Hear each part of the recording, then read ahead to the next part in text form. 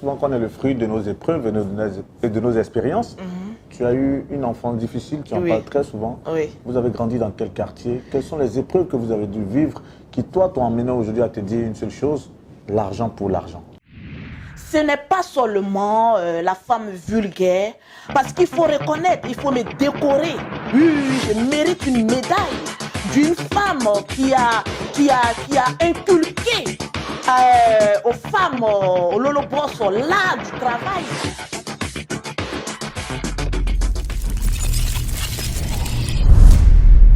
Souvent qu'on est le fruit de nos épreuves et de nos expériences. Tu as eu une enfance difficile, tu en parles très souvent. Oui. Vous avez grandi dans quel quartier? Quelles sont les épreuves que vous avez dû vivre qui, toi, t'ont amené aujourd'hui à te dire une seule chose, l'argent pour l'argent? Non, pas forcément l'argent pour l'argent, c'est une bonne éducation, vivre mieux, se donner les moyens de être à l'abri du besoin. Oui, c'est ça. Je suis d'accord avec ça, ce principe. Mais je veux dire, forcément, ce sont les choses qui nous conditionnent. Oui, c'est les circonstances. Et puis surtout, mon enfance a été difficile parce que je me dis... Vous avez grandi dans quel quartier? On a grandi à Bobo, d'abord Sojefia, ensuite à Oufoué-Boigny. Et notre père avait une dizaine de maisons. Donc, en ce temps, c'était quelqu'un de beaucoup aisé. Parce que mon père même était ici en France, il a travaillé ici, il est reparti. Et je me dis, avec un père aisé, et tu te rends compte qu'à chaque Noël, on ne méritait pas un cadeau. Ben justement, moi, j'arrive pas à comprendre. Oui, ton père, tu as dit ton père, il est pasteur, je crois. En ce temps, il n'était pas pasteur. Il faisait quoi? C'est un ingénieur informaticien. Voilà, ton père, il est ingénieur informaticien. Oui. Il a des maisons. Oui. C'est vrai, vous grandissez dans un quartier modeste qui est à Bobo. Mais on n'a pas à ne pas avoir de cadeaux, à avoir faim. Comment ça s'explique? Ben ça, peut-être à lui, on va lui demander ça. Hein. Parce que là, je ne trouve pas d'explication. Aujourd'hui, quand tu penses à tout ce qu'il avait, est-ce que tu lui en veux pas quelque part? Un peu. Tu as eu l'occasion de le lui dire? Oui. Oui. Même mon dernier voyage, je lui ai dit ça. Parce qu'il faut arriver à un moment donné à s'exprimer. Parce qu'au fait, c'est quelqu'un aussi qui aime se mêler aussi de la vie de ses enfants. Et quand je revenais, je quittais sur un chantier quand j'étais à Abidjan. Et puis là, il m'a appelé. Il m'a appelé, oui, Lolo, tu devais passer me voir et tout ça. Parce que c'est quelqu'un qui écoute un peu les ondits et tout ça. Donc ils disent non, il y a un des oncles qui est venu me voir qui me dit que oui, sur Internet, vous essayez de gâter un peu le nom de la famille et tout ça. Je dis sur Internet, je ne porte pas ton nom. Sur Internet, je m'appelle Lolo Beauté. Et tout ce que je fais sur Internet, c'est mon business. Quiconque se mettra à travers de mon business est considéré comme un ennemi potentiel. Oui, je suis direct. Parce que c'est ce que je fais sur Internet qui me permet d'avoir les maisons que j'ai, les voitures que j'ai, l'éducation des enfants que je puisse leur apporter et leur avenir que je dois assurer. Parce que je me dis, toi, tu as eu tout, mais nous, tes enfants, n'étions pas heureux. Donc laisse-moi éduquer et rendre mes enfants heureux. Ce que je n'ai pas eu étant petite, il faut que mes enfants aient tout ce potentiel-là. Je mets tout en œuvre pour leur réussite. Au fait, c'est ça, je suis direct, donc je lui dis d'une manière ou d'une autre. Son message, il est assez fort quand même à l'égard de ton père. Hein. Oui, je le dis, voilà. Je le dis parce que je suis vrai. Et qu'est-ce qu'il te répond? Non, il dit, mais tu as raison, c'est quelqu'un qui est aussi direct comme nous. Il dit exactement, tu as raison. Et vous a pas légué quelque chose quelque part? Le fait que tu dises qu'il écoute un peu tout le monde, il parle dans tout. Toi et ton grand frère, vous avez ça, vous parlez dans tout. Est-ce que quelque part, tu ne te rends pas compte qu'il vous a légué ça? Mais oui, mais nous, on l'utilise à un bon escient, je peux le dire ainsi. Oui, à bon escient, ouais. En bon escient, voilà, merci pour le mot.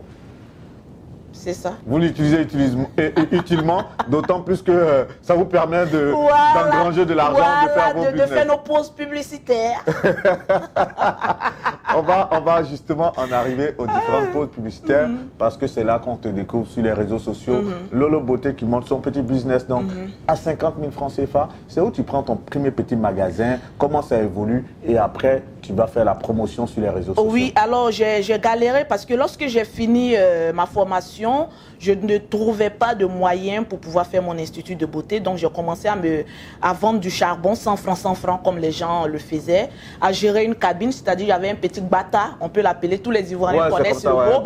J'avais un bata où je vendais le charbon et puis je gérais la cabine. Je me réveillais à 5 h du matin juste pour essayer d'économiser. Mais l'activité ne me rapportait pas trop. Et du coup, il y a eu, on va dire, un petit ange, un monsieur musulman.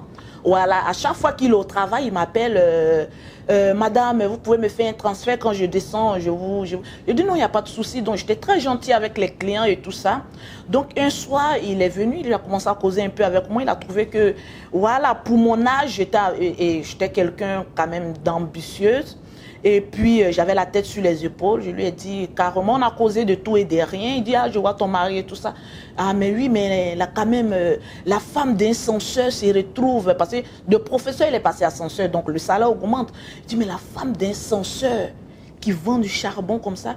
J'ai dit, oui, ça, c'est ce que vous voyez. Mais tu avais déjà quitté le foyer, donc... Non, pas encore. Ok. Pas donc encore. Quand tu fais le business de 50 000, tu es toujours avec lui. Oui, okay. Oui. Non, j'avais même pas encore commencé le business de 50 000. Là, ça, c'est à crédit. Je prenais du crédit, le charbon à crédit. Je vendais avec le petit bénéfice. J'ai commencé une cabine. Ok. Voilà. Donc, c'est le monsieur qui m'approche. Il m'a dit, mais madame, à part ça, il dit, non, j'ai mon diplôme. Voilà, donc dans la causerie, je rentre à la maison, je vais prendre mon diplôme. Je dis, mais attendez, mais avec ça, vous pouvez faire quelque chose de bien. Donc, il enlève sur le champ, la première fois, 50 000 francs. Je me disais que c'était pour essayer de me tester. Donc, il dit, mais voilà, 50 000 francs, essaye de t'acheter encore des unités pour mettre dans la cabine. Et puis, bon, tu vas te générer un peu beaucoup de bénéfices. Je prends ces 50 000 francs, j'avais un peu d'économie. Je complète. On était à près de Spike. Avant qu'on ait économie, ne pensez pas au million, hein, c'est quelques francs CFA de côté. Donc, je rembourse les dettes que j'avais. Je me retrouve avec moins de 60 000 francs. J'ai dit, bon, ok. Je vais dans une industrie de la place. J'avais besoin de produits naturels pour pouvoir faire mes produits à la base. Donc, je vais le voir. Ils me disent, non, ici, il faut un capital un peu élevé. Là, je commence à pleurer. J'avais un enfant au dos, donc je commence à pleurer. Je dis non, est-ce que vous ne pouvez pas me faire crédit? Je vais vous rembourser, je vous donne toute la garantie. Donc le monsieur en face me regarde, il dit mais attends, tu es tenace quand même hein, quand tu veux quelque chose. Je dis oui, je vous donne ma parole et tout ça. Ils m'ont fait confiance, ils m'ont donné une marchandise de 100 et quelques 1000 francs. Et c'était rentable pour moi, j'arrivais à écouler le prêt que j'avais pris. Et je suis partie de là, tout doucement, un peu, jusqu'à venir en France et aujourd'hui être la Lolo que je suis. Sans grande finance. Donc c'est à partir de... De moins de 100 000 francs. Voilà, c'est quand tu viens en France oui. que ton business... Non, depuis même Abidjan, j'ai fait déjà 1 an. Voilà, c'est pour ça que j'ai dit ta première petite boutique là. Oui, c'était à Abidjan, en collaboration avec une amie. C'était aux Deux Plateaux. Aux Deux Plateaux. Vous êtes toujours en contact? Non, on n'est plus en contact parce que là aussi, il y a eu un tapé d'eau là-bas, mais franchement... T'as fait quoi? Non, pas un tapé d'eau d'homme. Voilà. Au fait, j'ai eu un problème, elle m'a lancé un sort. Oh my God. Oui, parce que là, elle travaillait avec une fille burkinabé. Voilà pourquoi je dis je respecte les burkinabés. Et du jour au lendemain, je me réveille, mon bras droit n'arrivait plus à... Je sentais les nez qui me faisaient très mal. Non, je viens, je vous explique. Voilà, je commençais à avoir des douleurs au bras. Parce qu'auparavant, elle me disait, mais Lolo, tu voyages beaucoup, tu vas beaucoup dans les villes. Est-ce que tu ne peux pas m'apprendre ton business, comment tu fais tes produits? J'ai dit, mais non, mais si je t'apprends, je vends mon savoir. Je ne peux pas t'apprendre. Donc, au fil de plusieurs requêtes en ma faveur, j'ai dit non. Et au bout d'un moment, je voyais, elle avait voyagé pour aller dans un pays étranger. Et j'ai senti que j'avais des problèmes de bras et tout ça. Il y avait une fille burkinabé qui travaillait avec nous, qui m'a approchée. Elle m'a dit, Lolo, tu es quelqu'un de gentil. Quand tu viens, quand ça va chez toi, tu partages avec nous, je vais te dire la vérité. Parce que la fille burkinabé, au fait, vivait chez mon ami en question. Elle dit, voilà ce que j'ai entendu. Ton ami en question avec sa mère ont essayé de... Voilà, ils sont en train de faire quelque chose sur toi. Mais je ne veux pas que mon nom sorte là-dedans. prends tes précautions et puis si tu peux quitter ici, il faut quitter. Donc c'est comme ça que je quitte là. Wow. Voilà, pas jalousie, surtout venant des femmes. Voilà pourquoi aujourd'hui, je n'ai pas d'amis. Je n'ai que des connaissances, mais que des affaires, mais pas d'amis pour dire une confidente. Non, non, non, non, je ne traîne pas dans ça. Comment tu as fait pour t'en sortir c'est avec les prières et puis aussi, Dieu aussi regarde aussi le cœur. Quand tu ne fais pas du mal autour de toi, que voilà, j'ai prié, voilà, me confier en Dieu parce que je n'ai qu'un seul Dieu. Et puis bon, c'est passé. Amen. Et après, tu viens en France. Tu commences à développer ton business. Après, avant même que je n'arrive ici en France, j'amenais d'abord mes marchandises, qu'il y a des femmes qui vendaient pour moi. Donc avant même d'arriver même en France, j'avais quand même quelques euros bien consistants. Par mois, je pouvais me taper au moins 10 000 euros à 15 000 euros. Donc quand tu venais en France, tu avais une économie de combien? Oui, c'était blindé. Oui, donc, parce que là, on va rentrer, justement, on rentre dans le but du sujet par rapport à tes investissements, par rapport à combien Lolo Beauté pèse au jour d'aujourd'hui. Donc, quand tu viens en France, on était en quelle année déjà? On était en 2017. Voilà, la transition, elle est toute faite. De 2017 à 2021, au jour d'aujourd'hui, Lolo Beauté, en 2017, elle avait combien? Ah, mais écoute, vous ne pensez pas que les impôts me regardent parce que je suis suivi par les plans. Non, c'est pas ça. Les impôts, de toute façon, ce n'est pas les interviews qui les regardent. Ce sont les déclarations. Donc, t'inquiète. Ce sont les déclarations qu'on fait. Ah, c'est vous plaisanter. Voilà. Je comprends. Oui. Voilà. Donc, en 2017, tu avais combien? En 2017, quand je venais, je me retrouvais avec plus de, comme bénéfice, plus de, pour une année ou bien... Non, en 2017, là, sur ton compte, tu as combien? C'est-à-dire au jour d'aujourd'hui, par exemple, moi en 2021, je te dirais peut-être j'ai 1000 euros sur mon compte. Toi en 2017, tu avais combien sur ton compte? Pour la France? France, Côte d'Ivoire? Non, je ne peux pas mélanger, je ne peux pas savoir. Bon, pour la France? Pour la France, on va dire plus de 50 000 euros. Tu avais près de 50 000 euros en 2017? En 2017. En Côte d'Ivoire, donc tu devais avoir plus? Non, non, parce que je gagnais plus en Europe par rapport en Côte d'Ivoire. Ok, donc on fait une petite estimation, toute simple. 2017, Lolo Beauté a près de 60 000 euros, en gros. 60 000 euros qui équivaut à, si je fais un calcul simple, à près de 40 millions de francs CFA. Je pense bien. 40 millions de francs CFA. Donc de 2017 à 2021, aujourd'hui, tu pèses combien? Pas mal, parce que j'investis beaucoup. Donc j'évite même de rentrer trop dans les chiffres. Mais ce qui est intouchable, on va dire je ne touche pas et je laisse toujours dans le compte 100 millions. Ça, je ne touche pas. C'est mon assurance vie qui est là. Ça, c'est tellement bien dit parce qu'on a dit ton assurance vie, ton épargne, ton épargne, donc que tu touches jamais, c'est 100 millions de francs CFA, 150 000 euros. Bon, on va dire ainsi. Facilement, 100 millions de francs CFA. C'est-à-dire qu'aujourd'hui, tu peux avoir facilement 300 millions de francs CFA. Ben oui, puisque là même, je suis encore dans deux chantiers.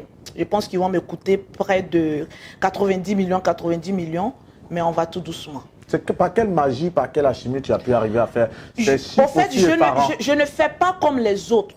Je vis limite, je vis en fonction de moi. Je ne suis pas blim-blim.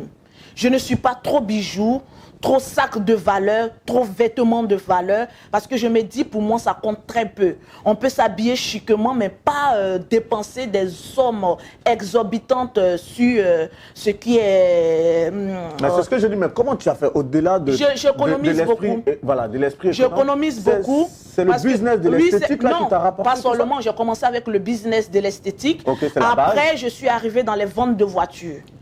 Voilà, dans les ventes de voitures, je me suis tapé aussi. J'ai diversifié. Et après, maintenant, je me suis créé une petite banque, voilà, de transfert d'argent, tout ce que vous pouvez connaître comme transfert d'argent. Voilà, je suis rentré là-dedans. RIA, tout ce qui est où il y a l'argent, voilà, je suis là-bas. Il faut investir. Parce qu'une fois qu'il y a des entrées et que tu les dépenses sur des choses qui ne sont pas utiles, je regarde un mot dans la Bible qui dit tout est permis, mais tout n'est pas utile. Amen. Ça me sert beaucoup. Amen. Je me dis aujourd'hui, je peux me permettre beaucoup de choses, mais est-ce que c'est utile? Si ce n'est pas utile pour moi, je ne le fais pas. Tout à l'heure, voilà, hors caméra, il y a votre collègue qui me disait, mais Lolo Beauté, mets une montre. Tu as vu que je ne suis pas blim blim, je suis moi. Et quand tu as voilà, cette fille d'Abobo. Et quand tu as mis une montre, voilà, c'est une montre de marque. Voilà, j'ai mis une petite montre. De marque. Voilà. Je le précise. Même si on ne voit pas la marque, on peut la montrer, hein, c'est pas grave, c'est une montre de marque. C'est une montre Guess. C'est juste pour détendre. Voilà, mais ton rapport à l'argent, c'est quoi au final? Ton rapport à l'argent, c'est vrai aujourd'hui, il faut tu as pu quand même te positionner facilement près de Lolo Beauté qui pèse aujourd'hui facilement près de 300 millions de francs CFA. On peut le dire si on compte les biens, oui. Oui, facilement. Quel est ton rapport à l'argent? Je respecte l'argent, l'argent me respecte. Il faut arriver à un moment donné où il faut respecter l'argent. L'argent sera obligé de te respecter.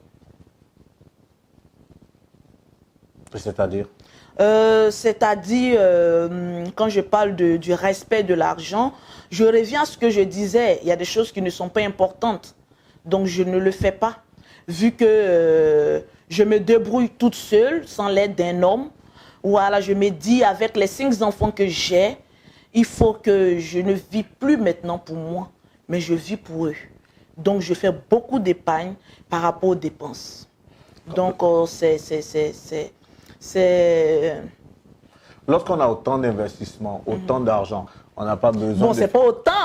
Oui, mais 300 millions de francs CFA, sincèrement, en toute modestie, moi, je me dis que c'est Dieu. Amen. Écoute une chose.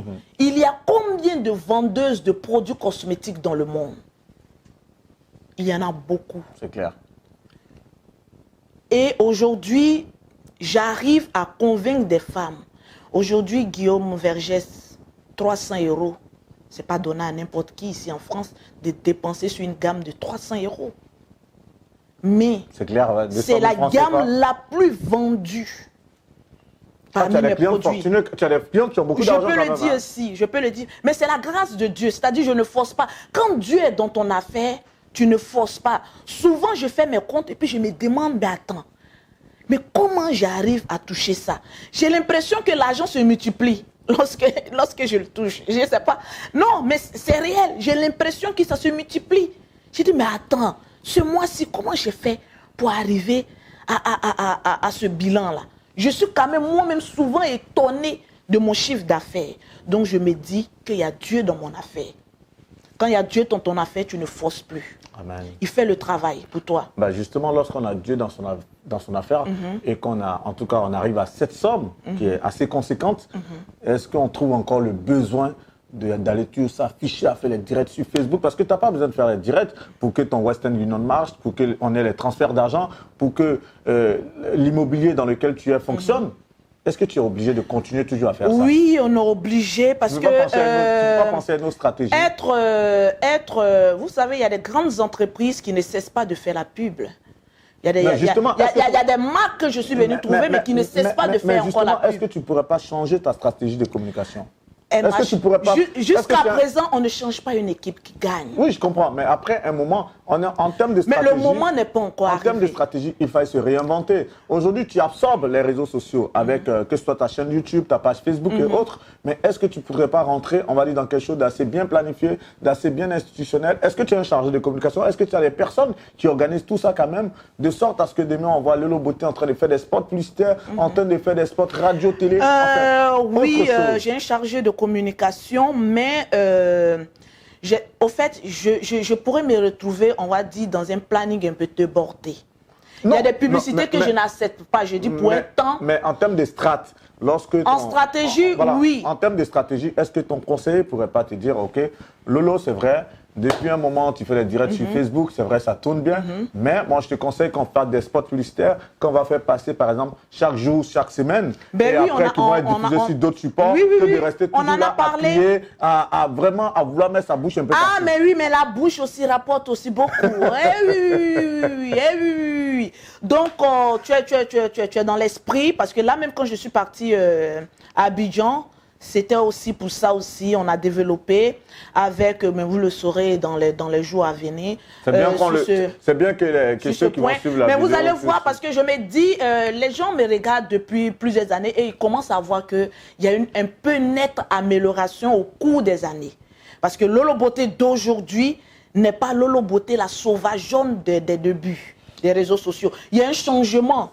Merci, voilà. Merci pour la transition toute faite. Forcément, j'allais te poser cette question. Il y a 1 an, justement, tu te retrouves englué dans un problème. 2 ans, parce que je vois où tu veux en venir. C'était quoi alors, du coup? La TUISA, c'est ça? Le problème avec le procureur de la République où tu as été cité. Ah non, non, non, pour le procureur, oui, c'est de ça que tu veux parler parce qu'il y a plusieurs buzz sur Lolo Beauté. C'est ça. Justement. Bon, non, le truc de qu'ils annoncent. Non, c'est du passé, ça. Non, bon, après, ça, c'est franchement, ça fait partie de tes buzz récurrents. Là, on va aller maintenant sur des thématiques assez techniques parce que forcément, il y a pas mal de choses à voir avec toi. Mais est-ce que c'est pas parce qu'il y a 1 an où tu t'es retrouvé interpellé, en tout cas par le procureur de la République, voilà, dans un de ses discours publics, et quelque part tu te dis, mais il faut que je tire le frein à main. Ben, c'est un être humain après tout, hein. Ça veut dire que les directs de Lolo Beauté sont regardés même dans la présidence. C'est déjà quelque chose de déjà bon. Une fois que tu as atteint la popularité que justement, tu souhaites... Est-ce qu'à cette époque, est-ce que tu n'as pas eu peur? Parce qu'il y avait quand même... Mais franchement, tout être humain peut avoir peur. Parce que tu te réveilles un bon matin étant nourrice, parce qu'en ce moment, j'étais nourrice. On me dit, voilà Lolo Beauté, on dit, il y a un mandat d'arrêt. En fait, les Ivoiriens aiment extrapoler. Parce que moi, on me guettait déjà. Voilà, je sais que je suis une lionne et que voilà, je mange beaucoup d'agneaux. Donc, en ce moment, on me guettait, on se disait, bon, celle-là, comment on va faire? Donc, c'était d'abord même pour un gain pour ces personnes-là, lorsque le procureur a dit. Mais en ce moment aussi, il fallait ça aussi. Parce que, voilà aussi, je fonçais aussi droit dans le mur. Tu vois, s'il n'y a pas de quelqu'un pour te dire, mais écoutez, essayez d'améliorer un peu votre langage. Au fait, ce n'est pas forcément pour te faire du mal. Mais à travers cette expérience, je suis sortie grandie dans ça.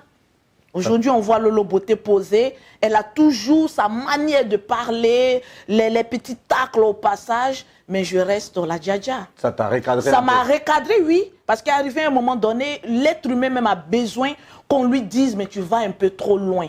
Essaye de revenir sur des meilleures bases. Et puis voilà, tu as tout à gagner. Ça fait plaisir de savoir que tu arrives à, on va dire, à tirer le son des expériences que tu vis. Et justement, à cette période, tu étais très attaché à quelqu'un qui n'est plus de ce monde, au colonel Ouattao. Quels étaient vos rapports en son temps? En son temps, j'étais chez moi à la maison. C'est mon père, paix à son âme. J'étais à la maison et puis il y a le général qui m'a appelé, me dit mais attends Lolo Beauté, parce qu'en ce temps on m'appelait, il y a des ministres qui essayaient de me contacter, parce que au fait en Lolo Beauté il n'y a pas que de mauvais, de la vulgarité aussi, il y a du bien. Voilà pourquoi il y a des personnes qui aiment ce que tu dis parce qu'ils trouvent que c'est vrai. Donc on cherchait à me contacter un peu, il y avait plein de personnes, mais au fait j'étais un peu réticente parce que je me disais que j'avais plein de préjugés. Je me disais, ah non, la politique, tu vas aller à la présidence, tu sors, tu vas aller voir tel ministre, ils vont te coller quelque chose. Mais pour Ouattao, ça a été un déclic parce que quand j'ai entendu sa voix au téléphone,